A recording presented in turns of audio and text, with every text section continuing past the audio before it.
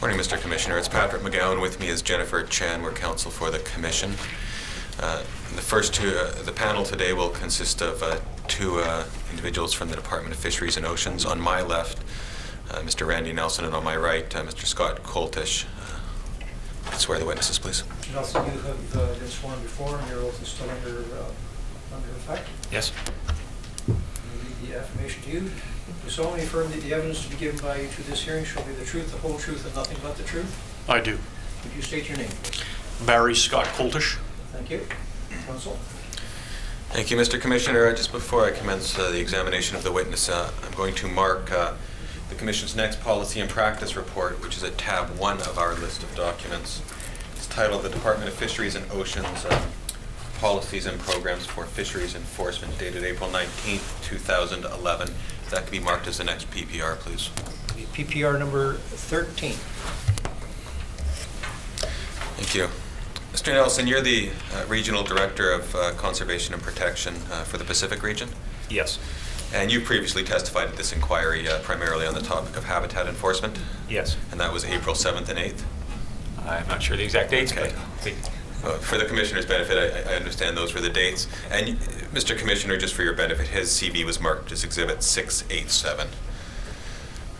And as you've been here before, sorry, I won't spend any more time on your background.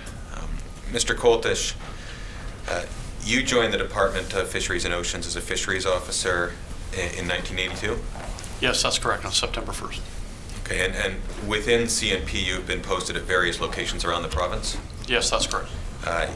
You were the North Coast Area Chief from 2002 to 2009?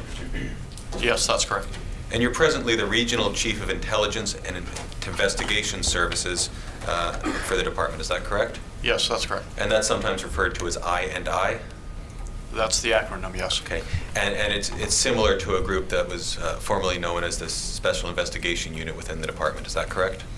As a result of a reorganization, we've created an regional intelligence services unit, and that stream now flows under the Chief of I&I, so the plainclothes investigators, which formed the SIU, are now under that stream as well, yes. Thank you. And if we could bring up our list of documents, tab 3, please. It's Mr. Coltish's work summary, resume. This is a copy of, on the screen, sir, your work summary or your resume setting out some of the highlights of your history with the department. Yes, that's correct. That could be the next exhibit, please. Exhibit 865.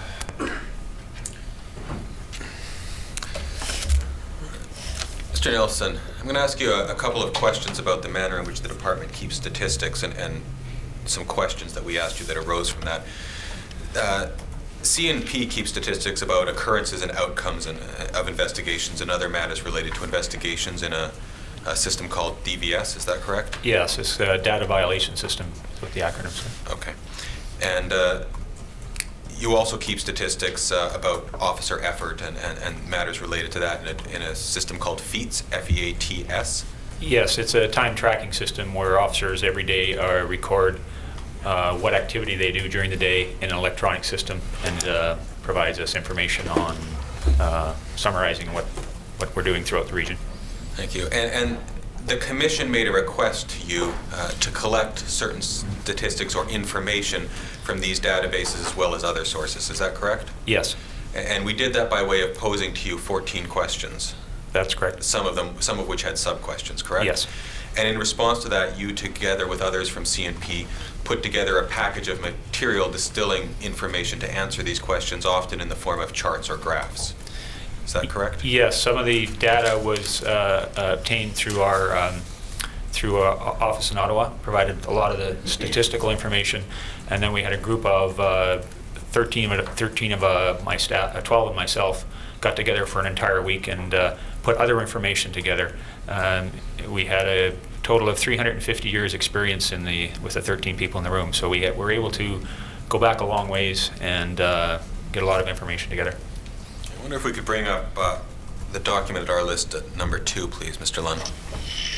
I have separate files for each of the answers and sub-answers for number 2. Okay. What would you like to do? If you could just bring up the first page of the first of the questions. Sure. So this is the first page of the questions that were posed to you? Yes, Okay. And it actually carries on up to question number 14, is that right? that's correct. And you provided a package of material in response to each of the questions posed? Yes. Now, Mr. Commissioner, I'm going to come back perhaps to some of the graphs in here, but I'm going to suggest that collectively this package be marked as the next exhibit. Exhibit 866. Mr. Nelson, there have been, I'm going to move on to talk about some of the previous investigations into matters related to Fraser salmon. There's been a number of previous inquiries and reviews related to Fraser salmon, is that correct? Yeah, the number is somewhere between 25 and 30 that I've heard. Okay, and you've participated in a number of those? Yes. Many of those reviews have included a review of conservation and protections, or at least fishery officers' efforts, resources, and capacity. Yes. And CMP's resources and the connection of those resources to its capacity to enforce has attracted significant attention over the years, both in the context of those reviews and within the department. Yes, it has, especially so in the two I was most involved in were 94 Fraser and 2005 Williams. They were very, very front and center in both of those reviews. And both of them had comments that were, is it fair to say, somewhat critical of the department's ability to carry out its enforcement duties on the river and on the waters? That's fair to comment. Okay.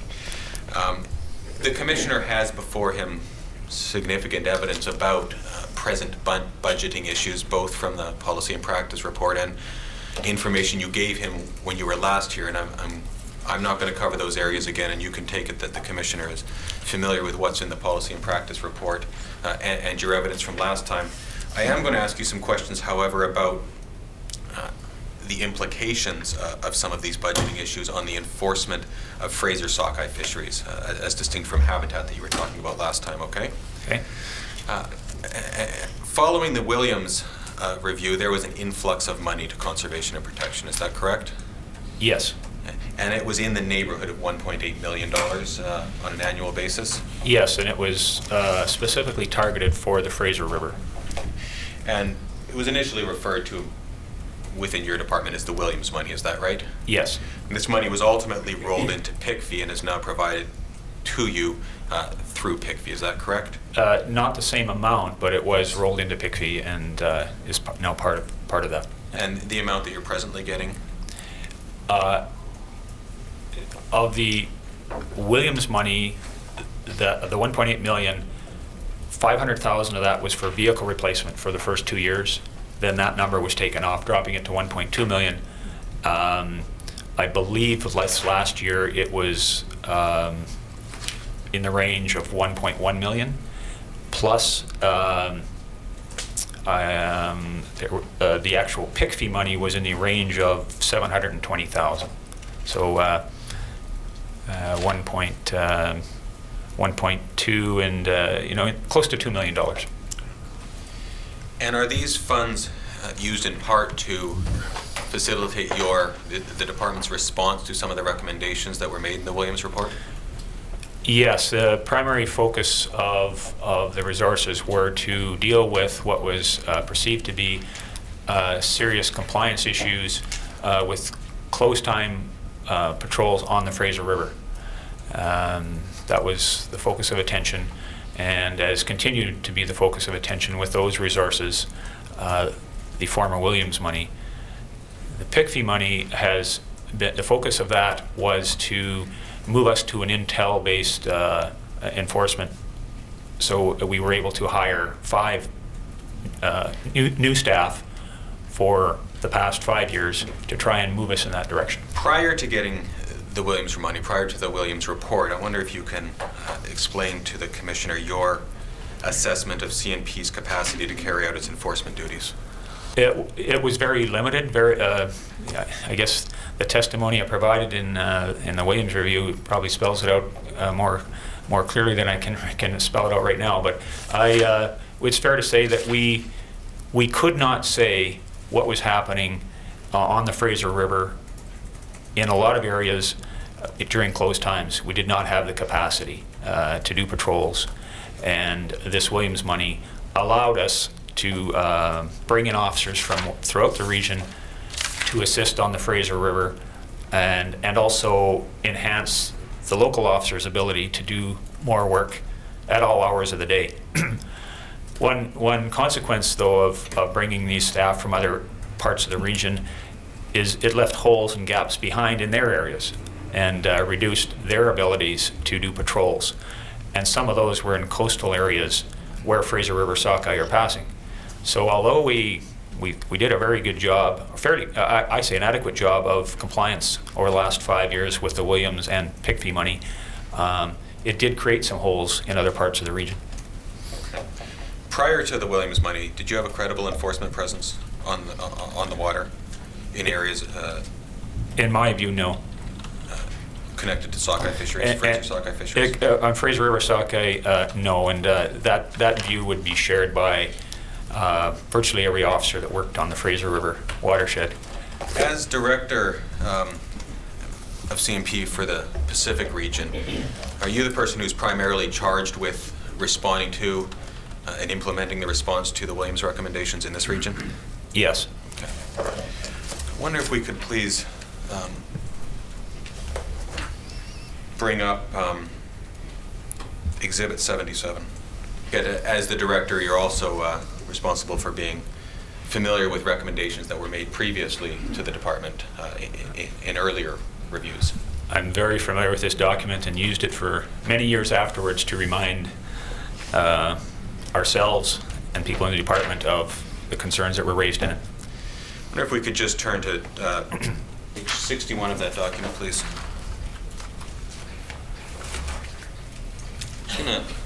Perhaps as a reminder of some of the consistency with which some of these matters arise, I want to start with recommendation 13 and just draw your attention to that. Page 61, recommendation 13, this is from the Fraser report. We recommend that for the 1995 fishing season, DFO institute a plan to ensure that an effective and credible enforcement level is reestablished. So that's the Fraser report in 1994 talking about needing to reestablish a credible enforcement presence, correct? Yes. Okay, well, let's fast forward then to 2004 to the Williams review. I wonder if we could have, please, document 26 on the screen, please. I would comment on that prior to 95 was very similar to prior to 2005. There had been a continual erosion, reduction in resources, and when 95 hit, there was an influx of resources, and then pared down until 2005, the next inquiry. It's a pattern I've seen 3 times. Yes. And I take it, as we move through your evidence, you're going to suggest to the Commissioner that we are again where you found yourself in 1994 and 2004. At least we may well be there at the conclusion of PICFI. At the conclusion of PICFI, we will be probably in relative terms worse off than we were in either of the other 2. Okay. What I'd like to do, sir, is take you through some of the recommendations that Williams made and have you assist the Commissioner in understanding what has been done in the Pacific region to respond to these, perhaps with reference to how you've used the Williams money that has been provided. Page 40 of that document, please, Mr. Lund.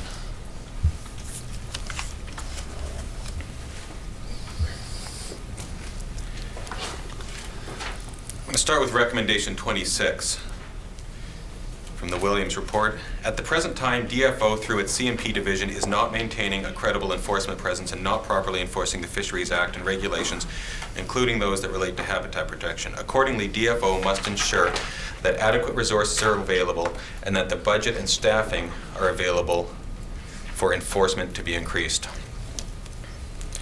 Yes.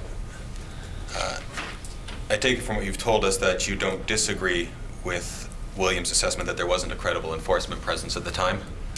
I agree with that statement, and following Williams, the increased resources, I would say in my opinion, we have addressed this up until this point. At present, on the Fraser River. At present, with respect to Fraser sockeye fisheries, do you have a credible enforcement presence? On the Fraser River, yes. In some of the approach waters with other things that have happened to us in the department, our patrol capacity and presence in marine waters all along the coast is much reduced. And but for on the Fraser River and in the Fraser River, I'm satisfied and staff are satisfied that we have a handle on close time fishing activity, and we're doing an adequate job. I wonder if you can assist the Commissioner with some specifics as to what the Williams money has been used for to allow you to have what you now call a credible enforcement presence on the Fraser. Well, as I stated, in the first year or two, we brought a lot of fishery officers in from outside the area, as many as 31 the first year, for periods of time, not for the total summer, and focused it during the summer months, peak salmon migration. That did create some major holes in areas left behind, but the focus was on the Fraser River with this resources. That's what we were able to do. We were able to do some helicopter flights, which had been done with Fraser money from ~94 and then eroded away. We were able to again do helicopter flights. They are a very valuable tool to do a quick pass over the river and determine what type of illegal activity might be going on. Now, the helicopter doesn't address nighttime work, so some of the funds were used to increase nighttime patrols for fishery officers and vehicle and foot patrols. There were huge increases in nighttime patrols all along the Fraser River. There was increased vessel patrols in daylight hours. We were able to put more presence on the water at all times around the clock with those resources. When you say more presence on the water, is that more fisheries officers or the same fisheries officers at times working longer hours? Some of both. Bringing in some officers, putting more officers out there, but we try to have officers not working more than 12 hours and trying to make sure they get a day or two off a week. There is a limit, there is a maximum to how much presence you can have, and that's an overall capacity issue, which we have to try and juggle to try and make sure officers aren't working too long of hours. It isn't just a matter of getting more money for more patrols and overtime. At some point you need to have more bodies. You mentioned overtime in your answer there. Was there a significant increase in overtime allowed for with the Williams money? Yes, there was. Okay. And in relation to today's numbers, about 60% of the budgets on the Fraser River for conservation and protection fishery officers is this pick fee Williams money. So it's more than half. I'm going to come back to the overtime issue a little bit later and take you to a graph on that, sir, but I want to move now to recommendation 29. Illegal fishing in the Fraser River has been described as rampant and out of control. This is unacceptable. DFO must properly enforce the Fisheries Act and regulations and initiate measures to provide a reasonable estimate of the scope of this illegal activity and the number of fish actually taken. That was the state of affairs in 2004, according to Williams. Have you been able to adequately address illegal fishing in the time that's followed? On the Fraser River, in my view and the view of staff that work on the Fraser River that have talked to me, we have done a reasonable job of the illegal fishing activity. That isn't to say we've addressed the illegal sales issue. That's a different story. But as far as the amount of illegal fishing activity and the amount of unknown, how many fish are being taken illegally, we can say with a high degree of certainty that it may be in the hundreds of thousands, but it's certainly not in the millions. Okay. Well, that sort of takes me to my next question. The second part of this says DFO must properly enforce the Fisheries Act measures and initiate measures to provide a reasonable estimate of the scope of this illegal activity. Now, you've just given the Commissioner a number in the hundreds of thousands. Is that the Department's assessment of the scope of illegal activity at present? No, that's my view based on talking to staff. It's so hard to put a handle on illegal numbers because you don't count them. When you're out there and find somebody, you don't really know what percentage of the illegal activity you're encountering. It's kind of a more of a feel or gut instinct based on the years of experience that we couldn't say in '94 or 2005 that there weren't millions of fish being taken illegally. We now feel we can say that there aren't. Okay. You made reference to a gut feeling. Your number of 100,000, is it based on any statistics or analysis, or is it, No. maybe you can explain how you come to that assessment? No, it's one of the difficulties that we have in the department is trying to estimate the amount of illegal activity and what that number might mean. We regularly over the years have provided some of this catch information to our resource managers, but they sometimes aren't interested in it, sometimes don't know what to do with it, and it doesn't fit within existing models.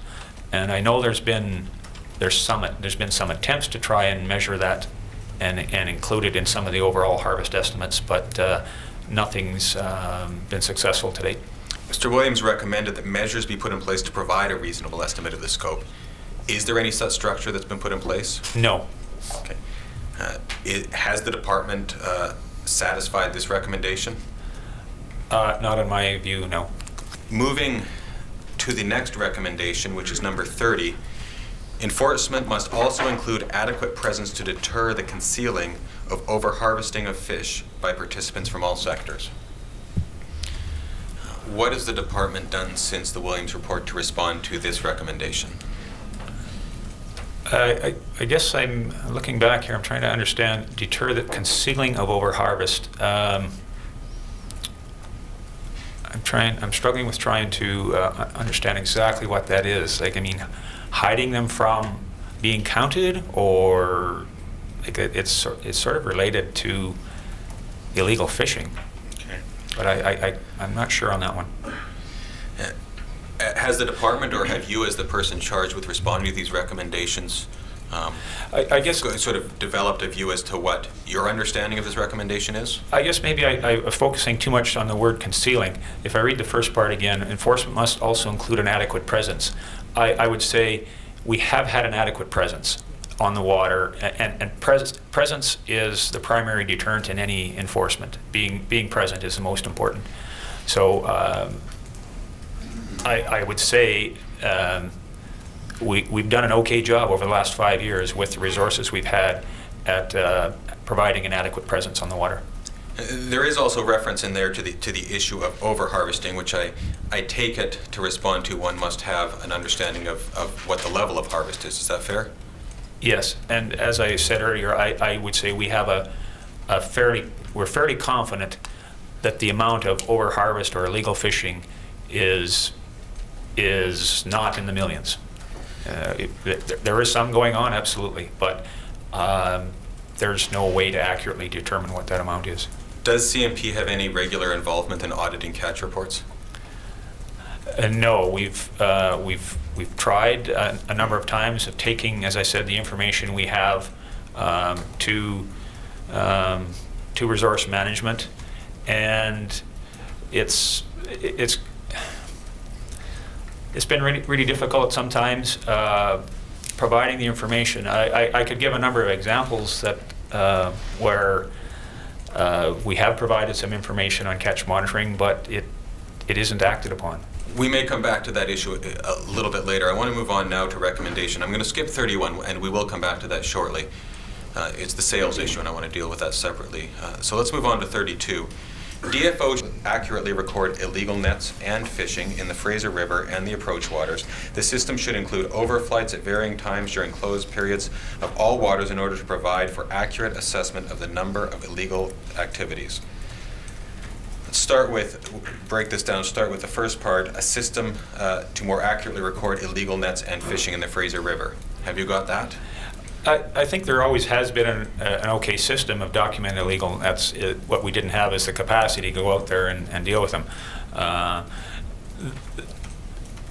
Net fishing is, gill net fishing is more prevalent in the lower Fraser River, and they have very accurate net counts of nets that they seize. In the mid and upper Fraser River, it's some gill netting and some dip netting, but in all cases, there's accurate recording of numbers of nets. Have you improved the accuracy of your recording of illegal nets or fishing in the approach waters? No. No, as I said, some of our capacity has actually been reduced over the last number of years.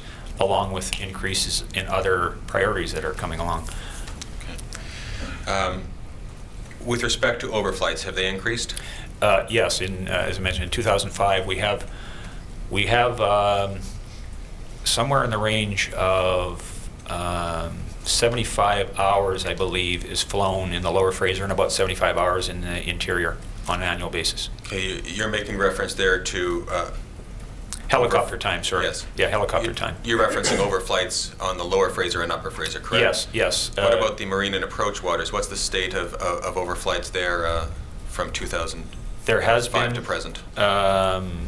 a number of years around that time period. There was a Provincial Airlines contracted aircraft to patrol our coastal waters, and they have patrolled as much as 1,500 hours, I believe, but that number has been reduced in last year's to around 1,100 hours. Now that covers the entire coast, but it is a way of detecting activity. However, if you don't have the capacity on the water to follow up on what you're seeing, you may identify potential areas, but if you don't have the proper on-the-water system to deal with it, it isn't really dealing with the issue. How many years have you been involved in fisheries enforcement? 34 and a half.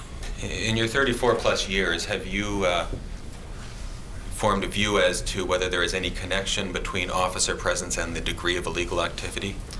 Absolutely, absolutely. We've seen it a number of times leading up to both of the previous, most recent inquiries we've mentioned here, 94 and 2005. We saw an increased presence of illegal fishing activity. And you say, how do you know that? Well, you go out and you find trails with lots of active use. You find blood on rocks. You find nets. The activity was quite large. And when the resources came along to deal with it, we found a whole lot of activity. You'd go out on patrols early. The first year, for example, I remember in 2000 with the 2005 and with the 94 increase in resources, the patrol activity in initial stages, you would find a lot more illegal activity. And over the course of just a month or two of being on the water and being present, you would find less. If you're not out there, people will take advantage of it. Salmon are a valuable commodity. And it's not just First Nations that are involved in this. There are a lot of people out there that fish illegally.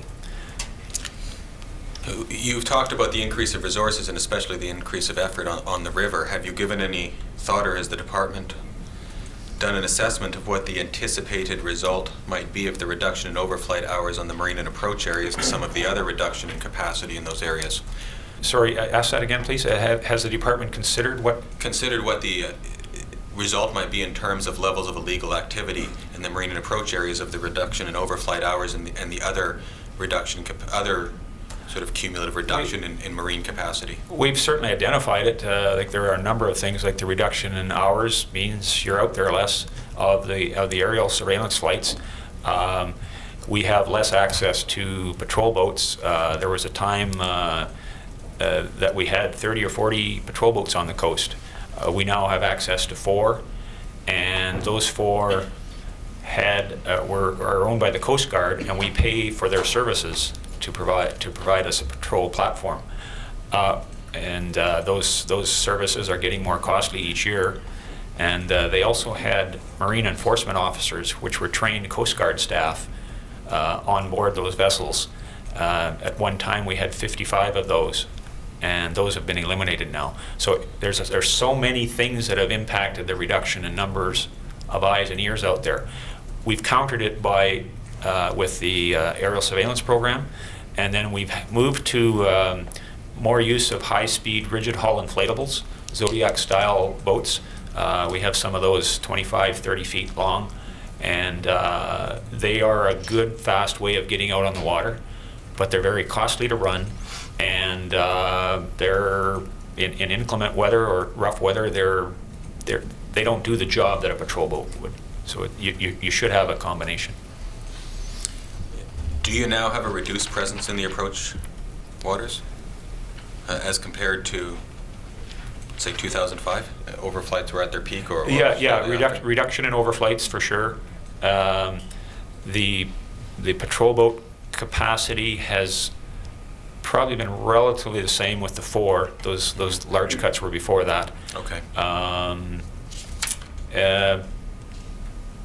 It's probably been relatively stable, but the other thing that's compounded it is the other priorities that keep coming on, especially in coastal waters, where we have requirements for, there's new marine protected areas, there's Species at Risk Act legislation that we have to enforce, there's shellfish sanitation concerns, there's new patrol standards for shellfish. So all of these things have to be addressed.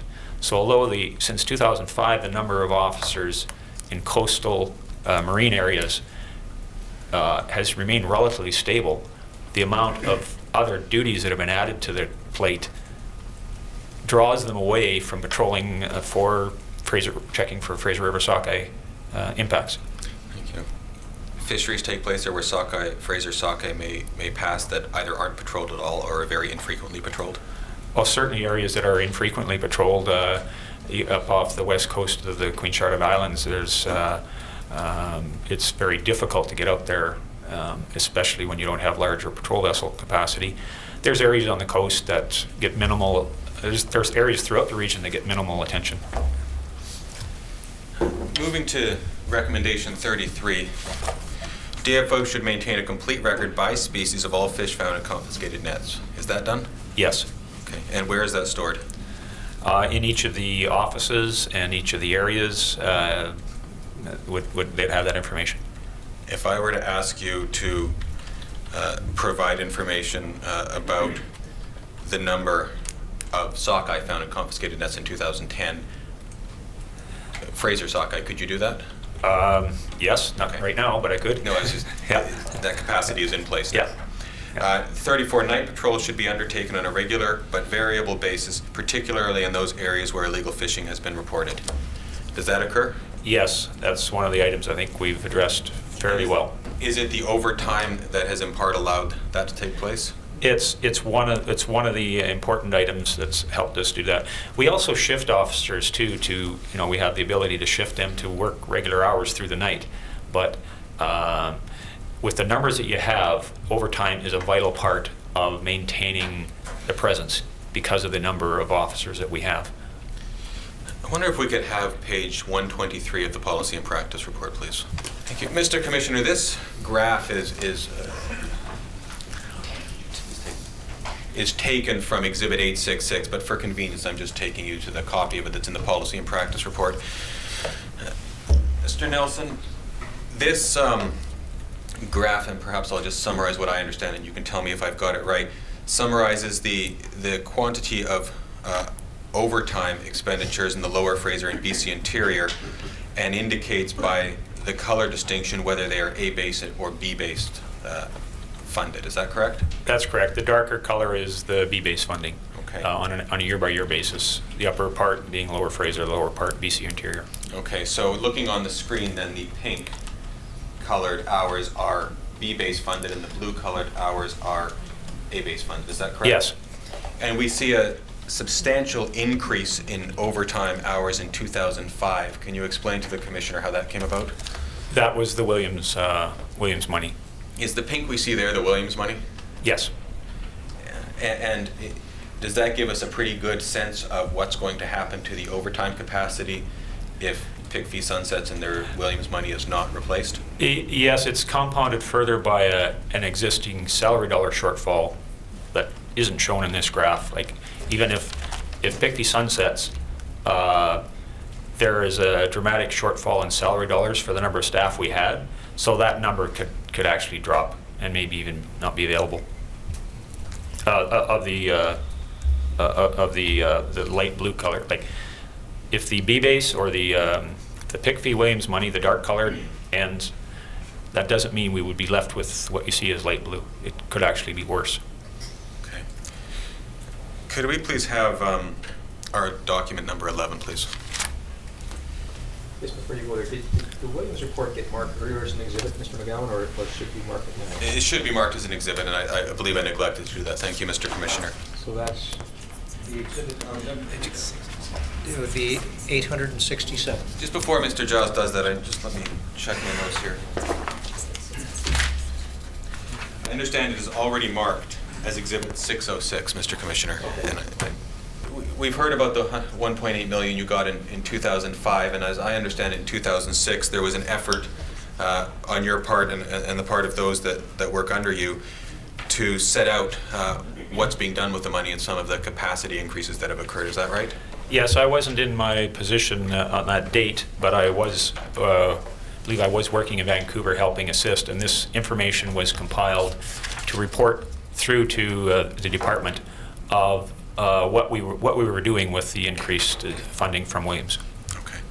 And does this provide sort of a nice synopsis of the types of capacity increases that occurred because of the Williams money? Yes, looking at the top one there, it says 21% increase in Fraser Valley East, FVE, so regular night patrols. BCI is BC Interior, 200% increase in patrols and night patrols for both Northern Interior BC and Lillooet. So it just describes the various things that we were able to improve on from the previous year throughout the Fraser River watershed. If that could be the next exhibit, please. That'll be marked as 867. One I note there too in the second box, lower on the right column, it says 10 times more nighttime patrols in Fraser Valley West. That's a very dramatic increase. Yes. Do you have a credible enforcement presence on the water insofar as it relates to fisheries enforcement of Fraser River sockeye fisheries? I feel we do, yes. Okay. If pick fee sunsets and the money is not replaced, will you continue to have a credible enforcement presence in your assessment? No, and I must be reminded of not just the Williams pick fee money, but the existing salary dollar shortfall that we have outside of those would further diminish the capacity. Okay. And does the strategic review, the impact of that also contribute? It would. I don't have it. It's something that has been identified. It's another potential cut, but I don't know what it might bring.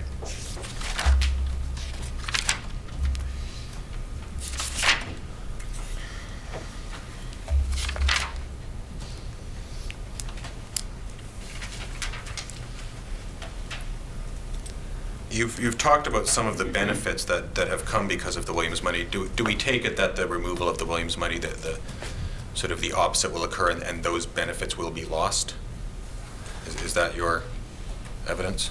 Yes, even if they are maintained, if the salary shortfall isn't brought up, we would experience some losses even if they are maintained, if that makes sense. Like there's another annual debt that we have for the number of staff we have throughout the region, and if we are to bring ourselves within the allotment we have, even if pick fee and Williams are carried forward, we would still experience some reductions. You've set out in your evidence here today and the last time you were here concerns about the impact of losing pick fee and what it will mean to you, especially when put together with some of the other reductions you've received, such as the salary shortfall, the strategic review, the loss of marine enforcement officers. You spoke last time about the reduction in Aboriginal guardians. Have you brought these concerns and your assessment of what the impact of this will be cumulatively to the attention of your superiors? Yes. Have you made the RDG in this region or Mr. Steele in Ottawa aware of your concerns? Yes, both past RDGs and current ones, and both past DGs of CNP in Ottawa and current one. And do you know if your concerns have made their way up to the Deputy Minister? Yes, I actually met with the Deputy last September and directed my concerns to her as well. And what have you been told by your superiors, the RDG or Mr. Steele or anybody else, regarding whether you should anticipate additional funds to cover off the shortfall that will exist at the sunsetting of pick fee? I've been told by both that to prepare for those funds not to be coming again next year. And do you have an exit strategy or a transition plan in place to allocate your resources and continue on with your enforcement activities at the conclusion of PIC fee? I do personally. I'm retiring. But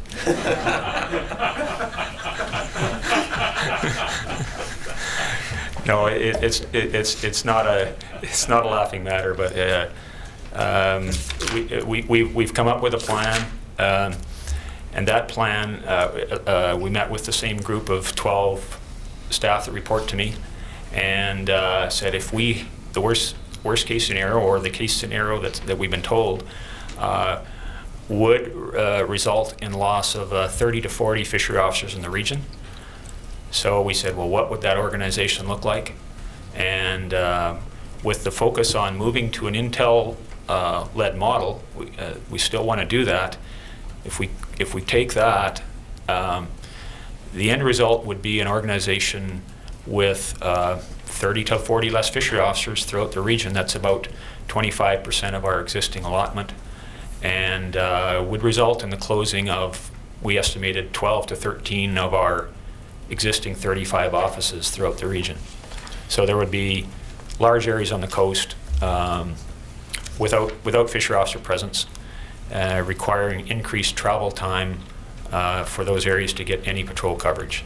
It's a massive number, and in order to get to that, it would take us probably 4 to 6 years of not hiring any new officers to get the numbers down to that. So we had those discussions. What would it mean to your ability to enforce Fraser River sockeye fisheries? I'm not speaking to any particular fishery. And I looked at that too in relative terms. If we were to proportion those cuts, it would result in 25% less officers on the Fraser River, which would be 10 to 15 less officers on the Fraser River. So the capability and the capacity to do the regular type patrol activity that we've been doing would be much reduced, and it would not be we would be back to levels lower than we were in 2005 or in '94. I don't know how far back you'd have to go to get to numbers that low, but it'd be a long time ago. The Pacific region currently has more fisheries officers than any other region in the country, is that correct? We have the largest region, and we have the largest number of officers, but there are some other regions that you could fit on Vancouver Island. So it's if you look at numbers, you have to look at the workload issues as well. Yes. Just for clarity, if you could just clarify, I think you're talking about the same thing here. When you were here last time, you talked about monitoring and habitat enforcement, but this reduction would apply, I take it, to both fisheries as well as to habitat. Absolutely, yes. You're not talking about two separate. No, it's all. We do the habitat enforcement and fisheries enforcement. Everything to do with enforcement of Fisheries Act is done by fishery officers. So your answers you've been giving here today would apply equally to. Absolutely. Thank you very much. Yeah. Thank you, Mr. Commissioner.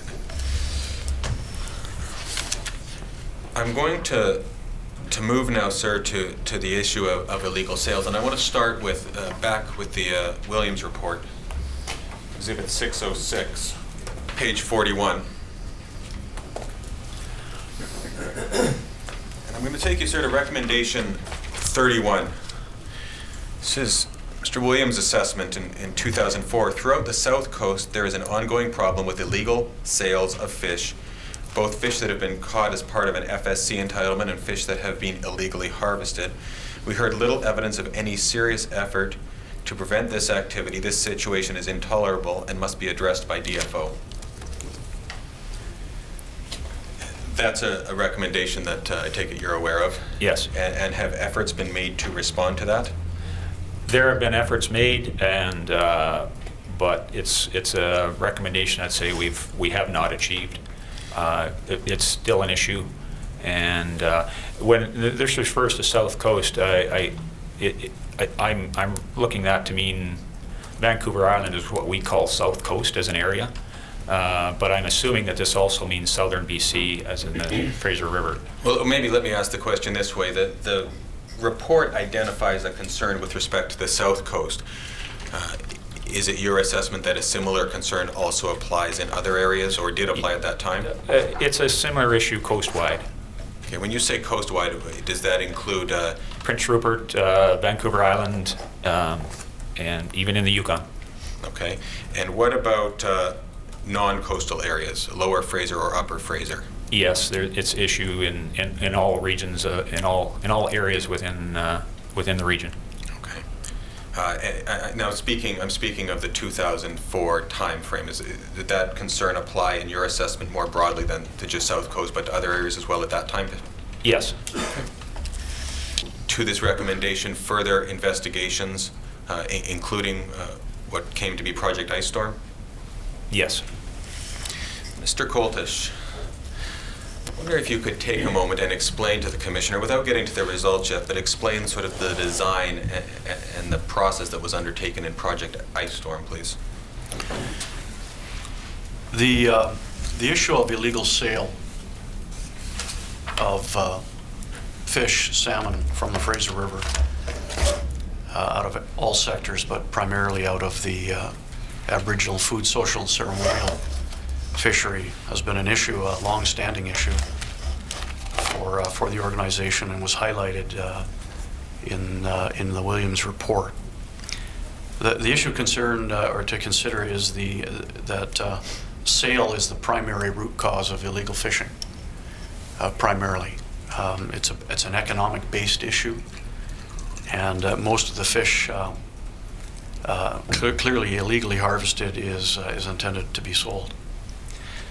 As a result of this, the department and both general duty uniformed officers and a group of a contingent of officers that are known as our SIU, Special Investigations Unit, conducted over a couple of years a period of assessments as to try to determine the nature and size of this issue of illegal sales, which led to an operation in 2005, which was augmented by the funding provided by Williams, directly to do an assessment of the cold storage facilities located in the Lower Mainland and Vancouver Island, to determine the amount of food, social, and ceremonial fish. This is fish that is harvested by First Nations through a communal license that are not intended for, and not allowed to be sold, to determine the quantity of this fish in these facilities.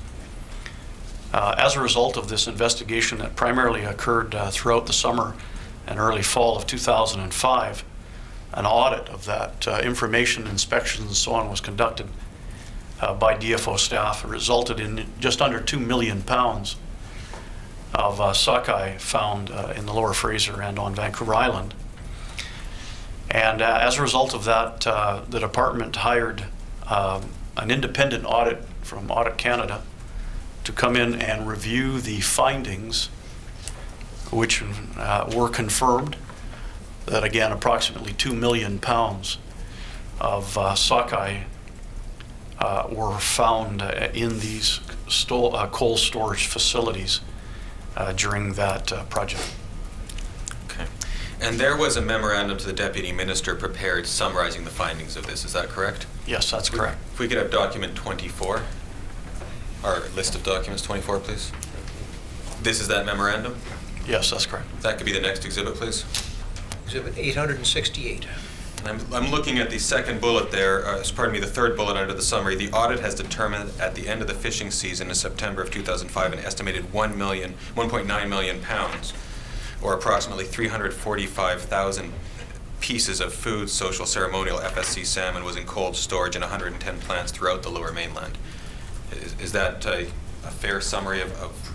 That's accurate, yes. Okay. And this number comes from approximately September 2005? The inspections were conducted throughout the summer into September of 2005. This number was determined as a result of the information being put together in 2006. Was there a commercial fishery that year of any type? Not in the Fraser River, no. And these fish were labeled as FSC fish? They were determined to be FSC fish.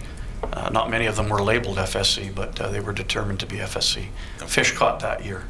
Okay. Do you know what the total estimated catch in the lower Fraser of FSC fish was in 2005, or reported to be?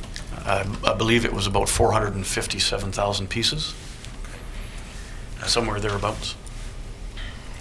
Was this fish in the cold storage facilities processed in any manner? It was in a variety of processed in a variety of manner and of conditions, from being glazed, which is where the fish are generally processed, and then dipped in salt water and so on, and fast frozen, allowing the fish to maintain and be cold storage for longer periods of time without degrading.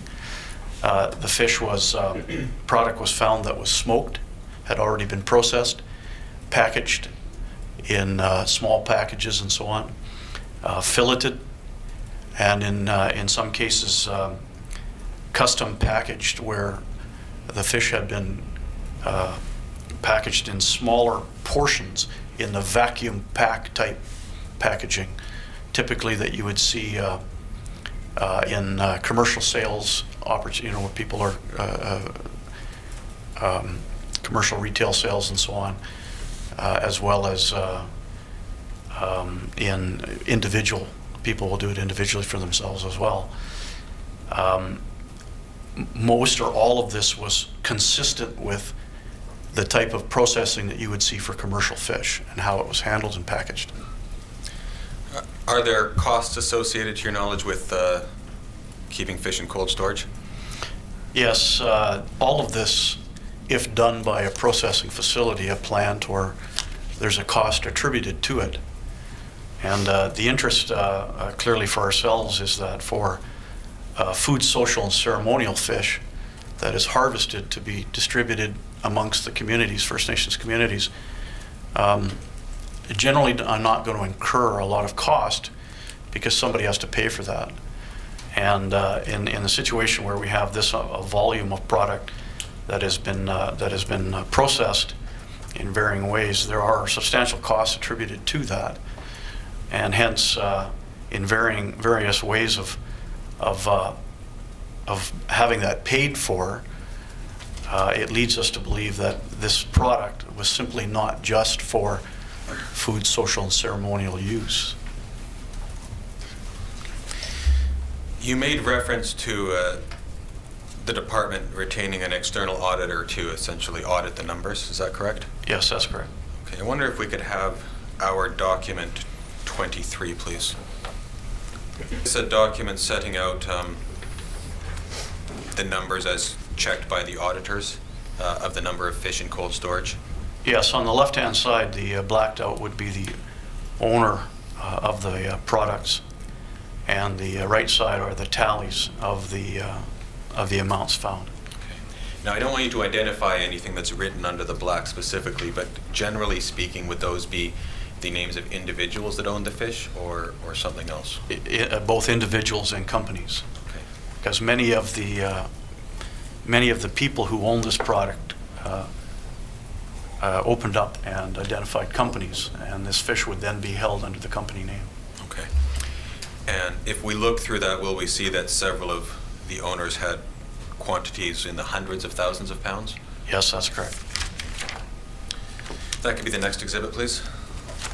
Exhibit 869. Now, Mr. Coltish, the department itself prepared an operational intelligence assessment following the conclusion of Project Ice Storm. Is that correct? Yes, that's correct. And that was authored, the primary author, and that was a Mr. Melvin? That's right, Fisher Officer Rob Melvin. If we could please bring up our document 22. If we could go forward to the third page of that document.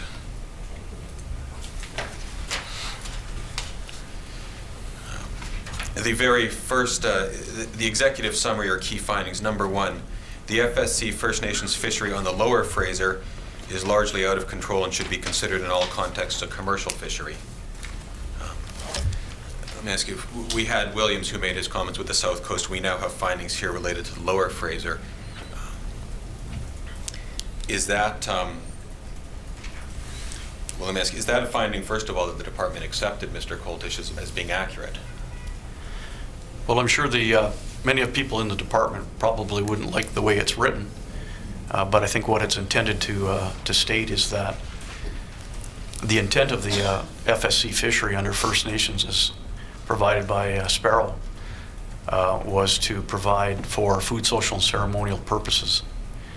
And I believe that what this comment makes reference to is the overwhelming information and evidence that we've had in CNP is that the majority of fish harvested under these communal licenses is sold.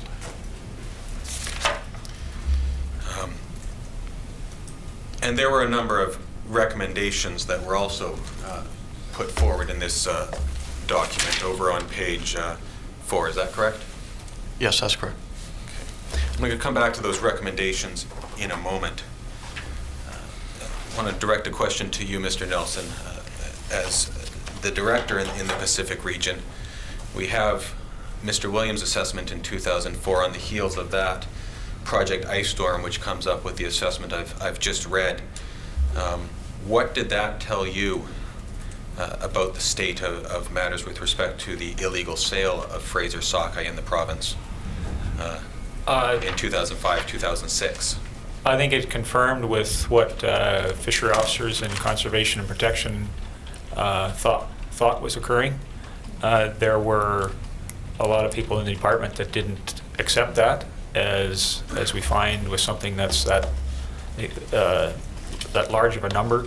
That's one reason why the audit was done. Wanted an independent audit of it to verify. And even after that, there were still people say, well, this can't be right, this can't be so. And it comes back to what I feel one of the large gaps are the accuracy of the catch reporting that we have in all fisheries, but particularly on this one. As I said, we weren't surprised by the results. I went forward and asked and said, if we want to begin addressing this is something large. To try and address an issue like this where fish are in commercial storage plants and trying to be able to track those. There's a number of investigative techniques and enforcement techniques that you would use, but it would require a lot of resources and a long time to address. It's not, you can't do it by putting a few fishery officers out there. This is a big project that would take a lot of resources, and I raised that, and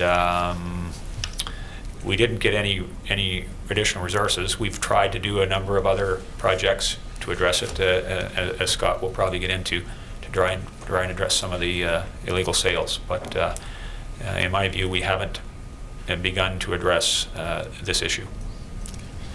Are you doing a credible job in this region at present enforcing matters related to illegal sales of Fraser sockeye? Not in my view. As a result of Project Ice Storm, from that investigation, were any charges laid? Don't believe so. As I understand it, it wasn't illegal to store them there, and the fish were removed, small quantities, a bit at a time, throughout the course of over the whole next year, I believe. So that wasn't an offense. As I said, to begin to determine and ascertain where that fish was going would be a massive undertaking. We could turn to the next page of this document, please. These are some of the recommendations that came out of that, and as you just said, the storage of fish, of course, is not illegal. It's the sale that would have to occur for it to be illegal. And if we look at recommendation 16, it appears that may have been targeted at that. Follow the FSC salmon that was in storage during 2005 and investigate each suspect as to where the fish went. Once the fish is in storage, you'd pretty much have to be able to track it, and it's physically impossible to the fish. There was nothing wrong with the product being there. There's no rules about it, but it's so easy for that product to be changed, transferred to another location. The ability to follow it is virtually impossible. Perhaps Scott can... Just a point of clarity. Certainly, yes, please. Presently, there are regulations, provincial legislation, that provides guidelines for the storage and handling of Aboriginal harvested fish in these commercial enterprises under the Provincial Fisheries Act, where this product must be labeled, separated to some degree, marked not for sale, and so on. The unfortunate is that we have, the unfortunate thing about this is we have, I would hazard a guess, significant commercial or organized criminal activity in the handling of this product. It's laundering into the commercial market because of the significant value of it.